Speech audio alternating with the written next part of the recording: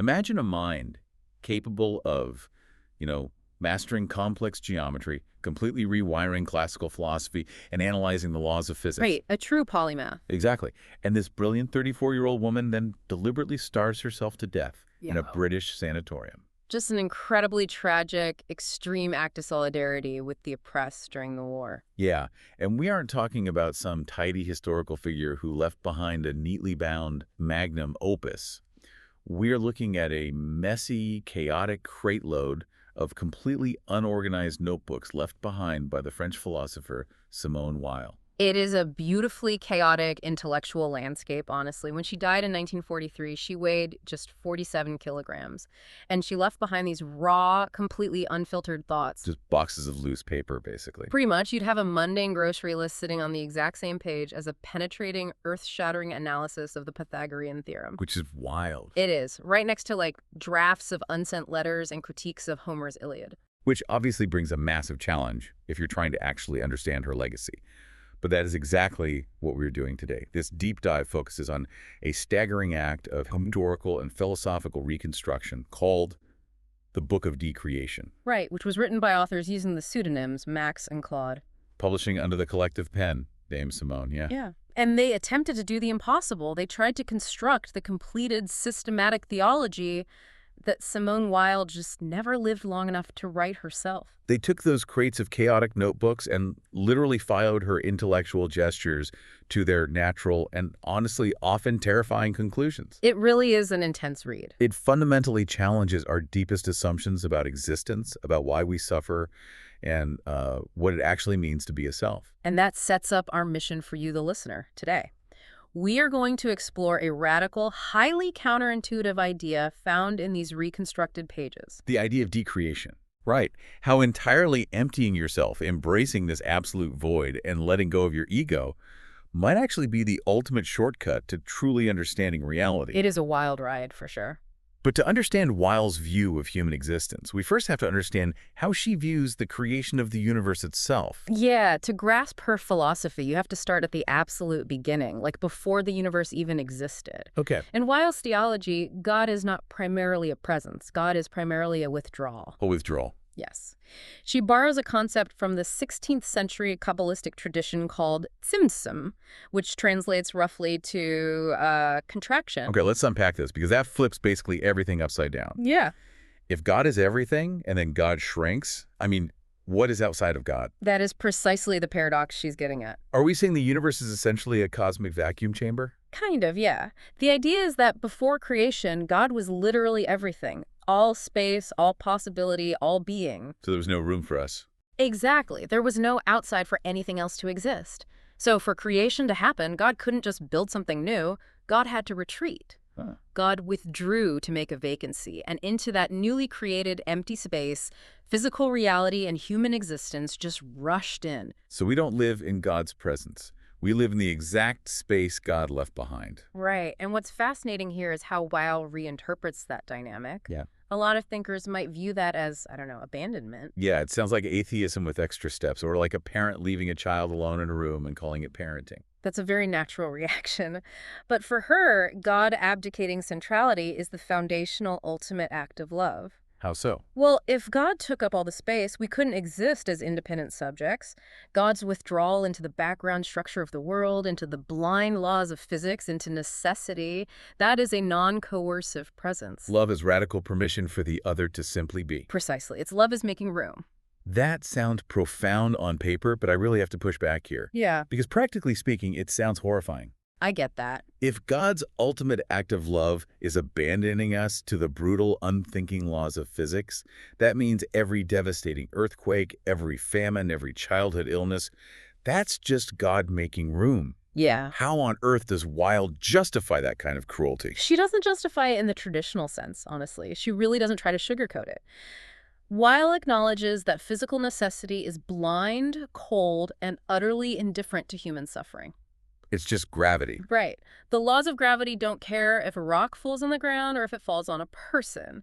That indifference is just the price of our independent existence. Because the alternative is what? Being controlled. Exactly. If God intervened every time someone was about to get hurt, we wouldn't be free agents living in an autonomous universe. We'd be puppets on a string. constantly managed by a cosmic micromanager. Exactly. So the agonizing reality of the world isn't a glitch, it's a structural requirement for freedom. Yes, a structural requirement. But, I mean, that realization doesn't make the pain hurt any less. And Weil knew this intimately. Which brings us to how she categorized pain, separating ordinary suffering from what she termed affliction. Or in French, malheur. Right. And this is a vital distinction. Everyone suffers. You skin your knee, you lose your job, you get your heart broken. That's just the baseline cost of being alive in a fragile body. Standard human stuff. Right. But affliction is a totally different, specific mechanism of destruction. Weil realized that just getting hurt isn't enough to crush the ego. You need a perfect storm. 3 specific elements combining simultaneously, right? The physical, the social, and the psychological. Exactly. First, there must be physical pain, or at least the immediate, visceral apprehension of it. Why physical? Weil insists on the body because the body is the site of absolute helplessness. You cannot philosophize your way out of severe, acute physical agony.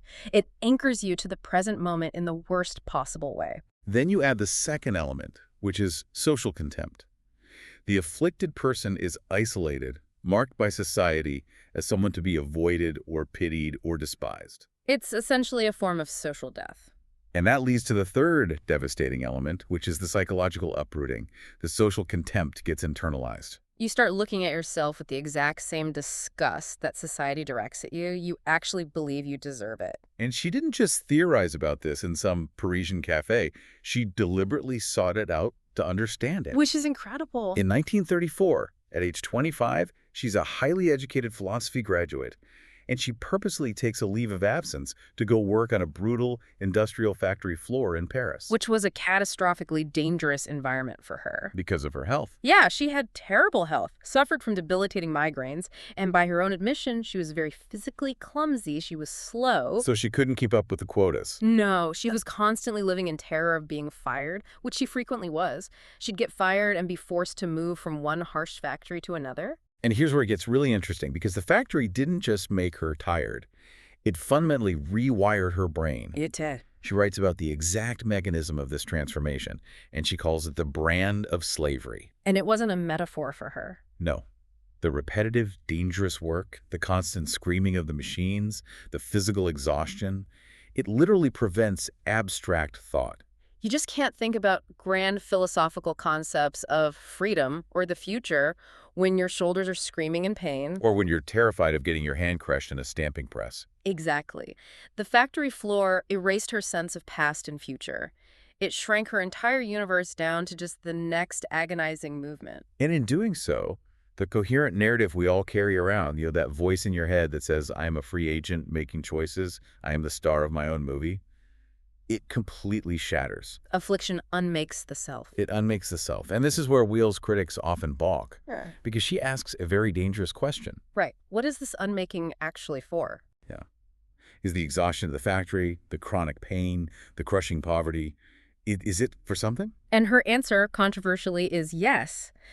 But we have to be incredibly careful here. We're not endorsing suffering. Right. She is not doing traditional theodicy. She isn't a comfortable, healthy person telling suffering people that their pain is just a blessing in disguise. No, she's speaking from inside the fire. Mm-hmm. She's analyzing the brand of slavery while it's still burning her own skin. Precisely. And what she discovers is that the ego that was destroyed on the factory floor, it was always an obstruction. An obstruction to what? To reality. The ego constantly filters reality to justify itself. It manipulates facts. It ignores inconvenient truths, all just to protect its own self-image. So when affliction violently shatters that ego, what happens? It leaves behind a terrifying, gaping emptiness, a void. And if you can somehow survive that shattering without immediately scrambling to rebuild the same defensive fortress. Which is what we all do. Right. But if you can remain open in that void, you achieve what the text calls decreation. Decreation. The active unmaking of the self so that you become entirely transparent. Yes. Allowing reality to actually shine through you without being distorted by your own ego. But, as we just said, affliction breaks the ego against your will. It's involuntary, and it's destructive. So Weil asks the next logical question.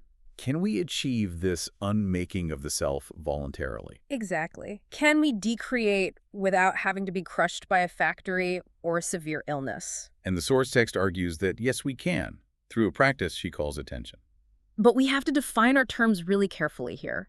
Weil's definition of attention is the exact opposite of how we use the word in our daily lives. Right. For her, attention is absolutely not concentration. Which honestly blew my mind when I read it. We always equate paying attention with, like, squinting our eyes and trying really hard. Sharing in a textbook. Right. Concentration is effortful. It's the will clenching its fists. It's you trying to force an outcome. Attention, in Weil's vocabulary, is suspending the will entirely. Okay, so what does that look like? It's leaving your mind detached, empty, and ready to be penetrated by the reality of the object you are observing. It's kind of like trying to remember a word that's right on the tip of your tongue. Oh, that's a great way to put it. Because the harder you concentrate, the more you furrow your brow and force your brain to find it, the more the word stubbornly resists. Your effort is actually blocking the answer. Yes. But the exact moment you stop trying, you exhale, you go wash the dishes, and you just create a relaxed, open space in your mind. The word just arrives on its own. That is a perfect analogy for how she viewed the mechanics of the mind. And Weil connected this deeply to her love of mathematics and geometry. How so? Well, she noticed that when the student can't solve a geometry proof, they usually double down and try harder. They try to make the proof about them. They want the answer to fit their own preconceived intuition. Right. But the geometry doesn't care about your intuition or your ego. It demands that you subordinate your personal preferences to the cold, hard structure of reality. The math is going to exist exactly as it is, whether it makes you feel smart or stupid. You have to empty yourself of your desire to be right in order to see what is actually true. Exactly. And when you translate that mathematical humility into human terms, you get her definition of love. Wow. Weil says the ultimate creative act of love is pure attention. It's looking at someone who is suffering and silently asking, what are you going through? Not, how can I fix this so I feel like a good person? Right. Or, Yeah. here is my unsolicited advice. Exactly. Just looking fully and completely without instantly categorizing them as a patient or a demographic or just a problem to be solved. She uses the parable of the Good Samaritan to explain this mechanism, doesn't she? She does. When the priest and the Levite walked past the injured man on the road, they didn't see a human being. They saw complication. Right, a category that conflicted with their schedule and their purity laws. So they looked away. Yeah. But the Samaritan didn't have, like, better medical skills. He just possessed the capacity for attention. He looked long enough until the category dissolved and he actually saw a person. The love was entirely in the looking. But sustaining that level of pure, unselfish attention is agonizing. I mean, the human ego absolutely hates sitting in that empty, non-controlling space. It really does. So what happens when we refuse to pay attention, when the void gets too uncomfortable and we inevitably snap back, trying to assert our control over the world? That violent snapback is what Weil calls force. And to explore the mechanics of force, she wrote an astonishing essay in 1940. Right as the French army was collapsing under the weight of the German invasion. Yes. But she didn't write about tanks or modern politics. She wrote about Homer's epic poem, The Iliad. Which is such a flex. Yeah. She defines force as the mysterious X that turns a human being into a thing. It's this intoxicating momentum. Very intoxicating. Sometimes it turns a person into a thing literally, by killing them and turning them into a corpse.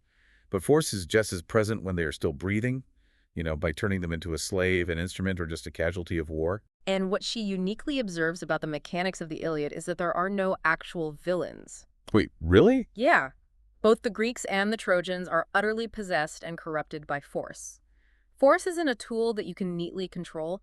It has a momentum of its own. So nobody is really driving the bus. Exactly. The people who wield force are turned into blind, unthinking natural disasters, just as much as their victims are turned into inanimate objects. But in the middle of all that relentless, blinding momentum, there's one breathtaking moment in the epic that Weil highlights as a rupture in the machinery of force. The scene with Achilles and Priam? Right. The Greek warrior Achilles has killed Hector, the Trojan prince, and Hector's father, King Priam, sneaks into Achilles' tent in the dead of night to beg for his son's mutilated body. These two men are absolute enemies. Absolute enemies. They are separated by an ocean of bloodshed and the blinding momentum of force. But in that tent, they actually look at each other. Priam sees a man whose own father is waiting for him back home. Achilles sees Priam's devastating grief, and they just sit there and weep together. It is a moment of pure, unadulterated attention across enemy lines. For a brief second, they stop being instruments of war. They stop trying to control the outcome. They simply hold the void open for each other. And in doing so, they become transparent to each other's humanity. But moments like that are tragically rare because, as we said, sitting in the void of attention is terrifying. The ego panics. The ego completely panics. And the text points out that when masses of people can't bear the void of their own emptiness, they resort to what Will calls compensation. We desperately try to fill the emptiness with loud, artificial identities. Right. So if we connect this to the bigger picture. This panic in the face of the void is actually Weil's structural theory of how entire societies go wrong. How so? When individuals seek compensation, they glom onto ideologies, nationalism, or mass movements. This collective, panicked compensation creates what she calls the great beast of society. The great beast. I love that term because it perfectly describes the mindless, reactionary nature of a mob. Right. The great beast isn't necessarily malicious in its intent. It's just terrified of the void. It's the collective human ego masking its profound emptiness with the illusion of power and conformity. And this relates directly to her political theology. She argues that the only way a soul can grow strong enough and quiet enough to resist being swallowed by the loud conformity of the great beast is through a concept she calls rootedness. Rootedness, meaning a deep organic connection to specific local traditions? Yes, the quiet knowledge of a particular hillside, a specific generational way of making bread, or even just a hyper-local dialect. Exactly, and we have to understand the mechanism of why this works. A soul needs an identity to ground it. Local culture, physical labor, traditions, these things provide a quiet, organic network of obligations and meaning. But when massive systems like brutal industrial capitalism or totalitarian regimes uproot people from their local context, They create an involuntary void. they do. And it's not the open, peaceful void of attention. It's the desperate, panicky void of homelessness. An uprooted, homeless soul is terrifyingly vulnerable. Without the quiet anchor of local rootedness, a person will desperately cling to any mass identity, any toxic ideology, or any authoritarian leader just to feel grounded again. The great beast essentially feeds on uprooted souls. Which is a chillingly accurate diagnosis of the 20th century, and frankly, it feels just as relevant today. Oh, absolutely. But this brings us to a massive existential question. If society is practically engineered to uproot us, and human psychology is built to avoid the void at all costs, Right. so what does this all mean? How do we ever find grace? If sitting in the emptiness is so painful, where is the redemption in Weil's system? For her, the ultimate answer is found in the physical and philosophical structure of the cross. Okay, let's look at that. And we have to approach her reading of the cross not just as a standard religious symbol, but as the ultimate philosophical focal point. How so? Well, for Weil, the cross is the exact agonizing point where God's withdrawal from the universe and God's presence within the universe become the exact same thing. The ultimate overlap of absence and presence. Yes. Picture Christ on the cross crying out, my God, why have you forsaken me?" Right. Weil doesn't read this as a momentary lapse in human faith. She reads this as God experiencing the absolute absence of God from the inside. That is profound. It is the divine consenting to the absolute extreme of human affliction, being stripped of social standing, tortured physically, and turned into a thing, a body nailed to wood by the blind mechanisms of force. So what does this mean for us? The text says that grace fills empty spaces, but also says that grace itself makes the void. Right. If grace is the very thing carving out this painful emptiness, how are we supposed to interact with that in our actual daily lives without just sinking into complete despair? It requires a total rewiring of how we think about suffering and reward. Most traditional theodicy, most attempts to explain why bad things happen, operates like a transaction. It's the whole everything happens for a reason mindset. Exactly. You suffer, you pay your dues, and therefore the universe or God owes you wisdom or a character upgrade or a happy ending. In that model, grace is the payout that follows the suffering, a cosmic compensation package. Exactly. But Weil completely rejects that transaction. Grace doesn't magically follow suffering to make it all quote-unquote worth it. So where is the grace? Instead, the agonizing void created by affliction is the actual site of divine action. Christ's resurrection isn't a magical reversal that undoes the horror of the crucifixion. Right. The resurrection is the ultimate confirmation that love was deeply, quietly present in the absolute darkest, emptiest part of the void all along. The void is not empty, it's just what God's presence looks like from the inside of a finite human perspective. Yeah. That is a heavy, incredibly demanding thought. But it's also strangely grounding because it means you don't have to scramble to escape the emptiness. You can just be in it. Right, so let's bring all of this together for you, the listener. We've journeyed from the physical contraction of the universe to the brain-altering machinery of the 1930s factory floor to the quiet, revolutionary practice of paying attention.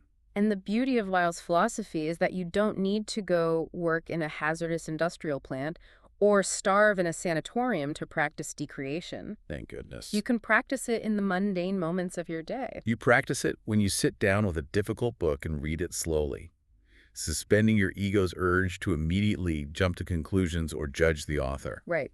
You practice it when you do hard physical labor in your garden and let the soil and the weather dictate the terms, not your desire for perfect tomatoes.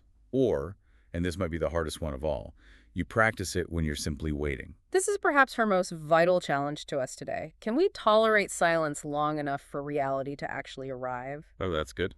We live in a culture that is hyper-optimized to eliminate waiting. We compensate for every tiny lack, every moment of boredom immediately. But if we never wait, if we never hold that empty space open, we make ourselves completely unavailable to grace. It's the posture of the open hand. Not grasping, not demanding to be entertained, just open. Which brings us to a final provocative thought to leave you with, one that builds on Weil's concept of the great beast and the necessity of the void. Weil warned about totalitarian regimes and industrial factories uprooting the soul and feeding it to the great beast. But today, the mechanism of uprooting is much quieter. And it lives in our pockets. Yeah. Think about the algorithms that power our digital lives. They are mathematically designed with one singular purpose. To ensure you never have to experience a single second of the void. Exactly.